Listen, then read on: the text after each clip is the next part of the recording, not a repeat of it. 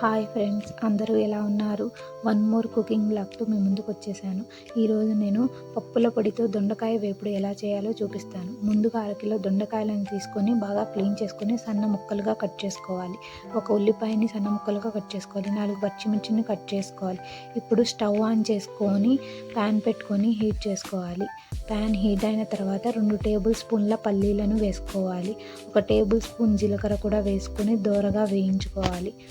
సన్న మంట మీద గోల్డెన్ కలర్ వచ్చే వరకు వేయించుకోవాలి. ఇప్పుడు 1 టేబుల్ స్పూన్ పచ్చిపప్పును యాడ్ చేసుకొని దోరగా వేయించుకోవాలి. ఇలా వేగిన దాంట్లో 4 వెల్లుల్లి రెబ్బలను కూడా వేసుకొని ఒక 5 to 10 మినిట్స్ వేయించుకోవాలి. ఇప్పుడు ఇలా వేగిన తర్వాత దీన్ని బౌల్లోకి తీసుకోవాలి. ఇప్పుడు కడిగి పెట్టుకున్న కరివేపాకును వేసుకొని క్రిస్ప్గా అయ్యే వరకు వేయించుకోవాలి. లో ఫ్లేమ్లోనే వేయించుకోవాలి. కరివేపాకు ఎక్కడా మాడకూడదు.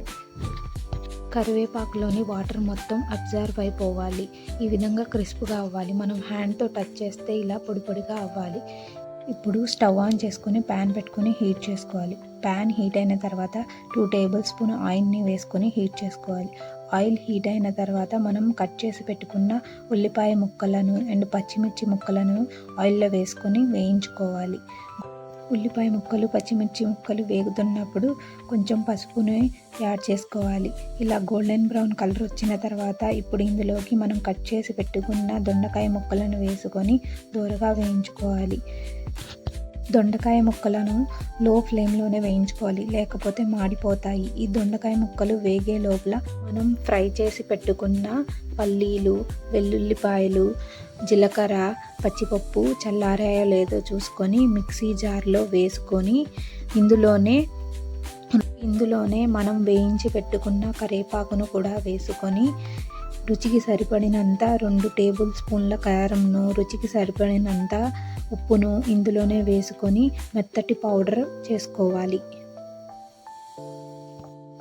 ఈ విధంగా మెత్తటి పౌడర్ చేసుకొని పక్కన పెట్టుకోవాలి. ఇప్పుడు దొండకాయ ముక్కలు వేగాయో లేదో చూసుకోవాలి. ఈ విధంగా వేగితే చాలు. ఇప్పుడు ఇందులోకి మనం చేసుకున్న పౌడర్ను వేసుకొని బాగా కలుపుకోవాలి. పౌడర్ వేసిన తర్వాత మనం లో ఫ్లేమ్లోనే దీన్ని ఫ్రై చేసుకోవాలి. కలుపుకుంటూ 5 నుంచి 10 నిమిషాల వరకు ఇలా కలుపుకుంటూ వేయించుకోవాలి, లేకపోతే అడుగంటుతుంది. అంతే, టేస్టీ పప్పుల పొడితో దొండకాయ ఫ్రై రెడీ. టేస్టీ చాలా బాగుంటుంది. రోటీల్లోకి, అన్నంలోకి ఇంకా బాగుంటుంది. అంతే, బాయ్.